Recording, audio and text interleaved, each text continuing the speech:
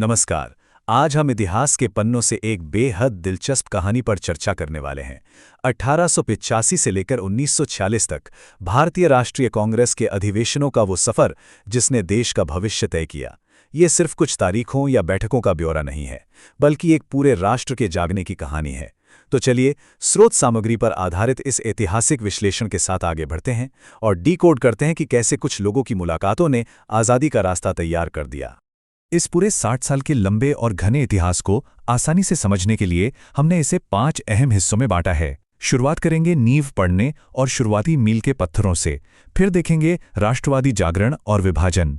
इसके बाद समझौते, विरोध और राष्ट्रगान के दौर से होते हुए पूर्ण स्वतंत्रता की मांग और आखिर में स्वतंत्रता की ओर बढ़ते अंतिम कदमों पर बात करेंगे।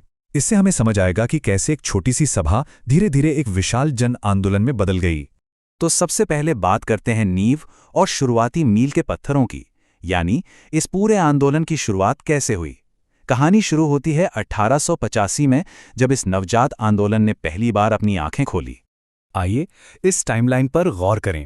ये बहुत ही शानदार ढंग से दिखाती है कि आंदोलन कितनी तेजी से देश भर में फैल रहा था। 1885 में बंबई से शुरुआत हुई, अगले ही साल 1886 में कलकत्ता, फिर 1887 में मद्रास और 1888 में इलाहाबाद।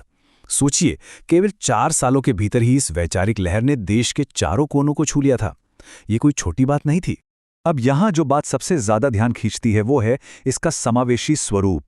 ए.ओ. ह्यूम ने जो मंच तैयार किया था, उसमें शुरुआती सालों में ही कई ऐतिहासिक प्रथम देखने को मिले।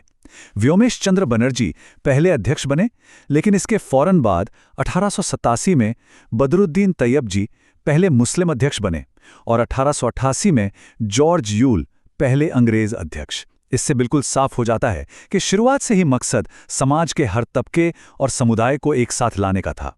जैसे जैसे वक्त बीता, इस आंदोलन का सांस्कृतिक तानाबाना और भी गहरा होता गया। 1896 के कलकत्ता अधिवेशन को ही ले लीजिए, जिसकी अध्यक्षता रहीमुतुल्लाह सयानी जी कर रहे थे।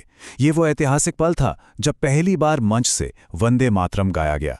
बस यहीं से राष्ट्रवाद की भावना ने एक नया भावनात्मक और संगीतमय रूप लेना शुरू कर दिया था। अब आते हैं दूसरे दौर पर, राष्ट्रवादी जागरण और विभाजन। 1900 के दशक की शुरुआत तक आते आते राष्ट्रवादी भावनाएं उफान पर थीं, और जब जज्बात गहरे होते हैं तो संघर्ष की दिशा को लेकर बहस होना भी स्वाभाविक है। आइए देखते हैं कि विचारधाराओं का ये टकराव कैसे सामने आया।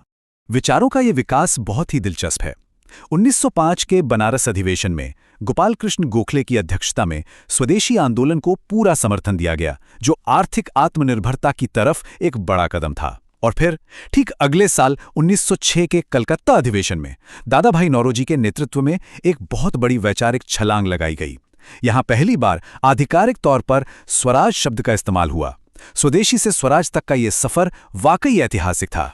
लेकिन जब विचार बड़े होते हैं और आंदोलन विशाल होता है तो रास्ते अलग भी हो जाते हैं।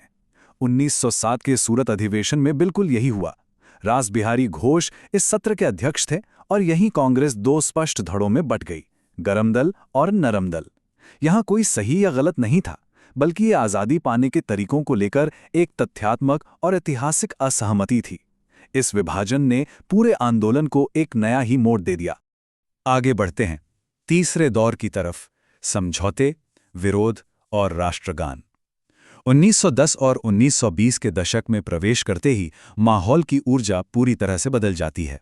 ये वो समय था जब नए राष्ट्रीय प्रतीक बन रहे थे और विशाल जन विरोध हो रहे थे। अब ये सिर्फ कुछ नेताओं का मंच नहीं रहा था, ये एक पूरा जन आंदोलन बन चुका था। इस दौर के एक बहुत ही खूबसूरत सांस्कृतिक मील के पत्थर को देखते हैं। 1911 का कलकत्ता अधिवेशन, बिशन नारायण धर अध्यक्ष थे। ये वो पल था जब भारत की राष्ट्रीय पहचान का एक और बहुत अहम हिस्सा संगीत में पिरोया गया। जी हाँ, पहली बार जनगण मन का गायन हुआ। ये सिर्फ कुछ शब्द या एक गीत नहीं था, बल्कि एक साथ आते, एकजुट होते भारत की बुलंद आवाज थी।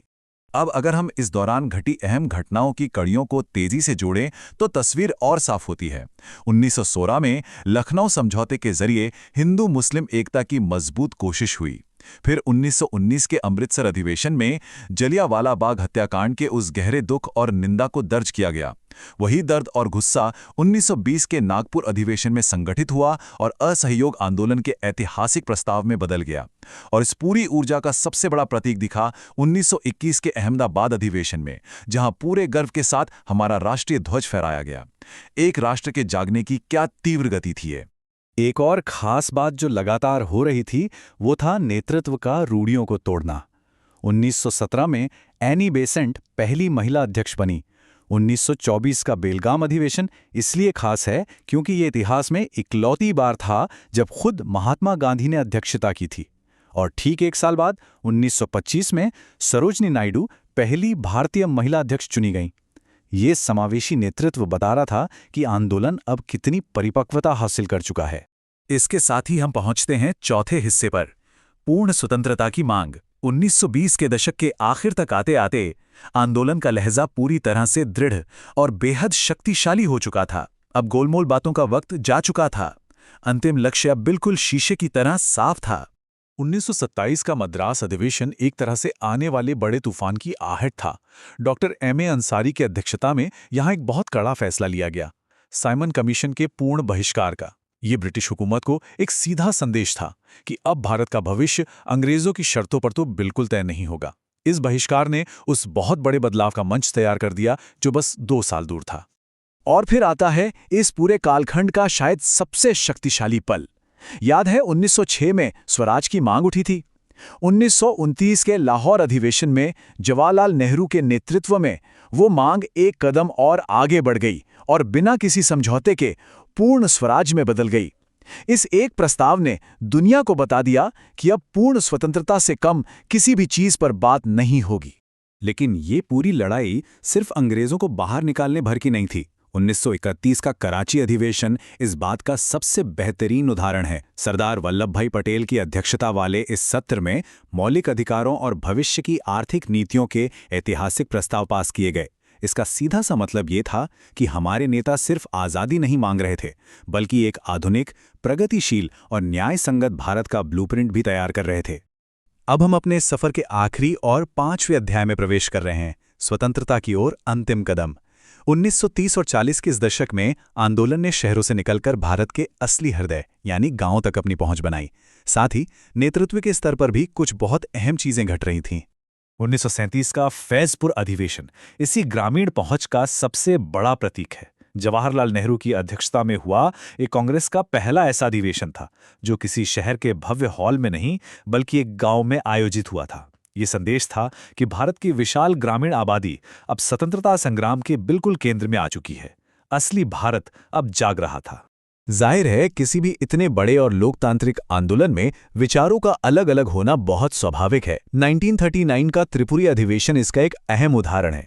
इस अधिवेशन में सुभाष चंद्र बोस अध्यक्ष चुने गए, लेकिन आगे की रणनीति और काम करने के तरीकों को लेकर उनका महात्मा गांधी के साथ एक स्पष्ट वैचारिक मतभेद सामने आया। ये 2 महान और सच्चे देशभक्तों के बीच दृष्टिकोण का एक तथ्यात्मक अंतर था। ये हमें दिखाता है कि उस दौर में आज़ादी के सही रास्ते को लेकर कितनी गहरी और गंभीर चर्चाएं चल रही थीं। और इसी तरह हम आज़ादी की दहलीज तक पहुंच जाते हैं। 1940 में रामगढ़ अधिवेशन की कमान मौलाना अबुल कलाम आज़ाद के हाथों में थी, जिन्होंने विश्व युद्ध के उस बेहद मुश्किल दौर में आंदोलन को स्थिर और मजबूत नेतृत्व दिया। और फिर आता है 1946 का मेरठ अधिवेशन, आचार्य जे.बी. कृपलानी के नेतृत्व में। यह आज़ादी से ठीक पहले का आखिरी सबसे अहम पड़ाव था। सदियों की गुलामी के बाद देश अपनी मंजिल को छूने ही वाला था। तो आज हमने करीब से देखा कि कैसे 1885 में महज कुछ दर्जन लोगों की एक छोटी सी बैठक से शुरू हुआ ये सफ़र 1946 तक आते आते एक अजेय राष्ट्रीय शक्ति में बदल गया। अब जरा रुककर सोचने वाली बात है कि 6 दशकों तक चली इन वार्षिक बैठकों की श्रृंखला ने असल में एक पूरे राष्ट्र की नियति को कैसे बदल कर रख दिया। इन ऐतिहासिक अधिवेशनों में लिया गया हर एक फैसला, गाया गया हर गीत, हर विरोध और हर एक संकल्प आज़ाद भारत की नींव की ईंट साबित हुआ, है ना। ये वाकई हैरान करने वाली बात। उम्मीद है स्रोत सामग्री पर आधारित इस विश्लेषण ने इतिहास के पन्नों को एक नए नज़रिए से समझने में मदद की होगी। इस शानदार यात्रा में साथ जुड़ने के लिए बहुत बहुत शुक्रिया।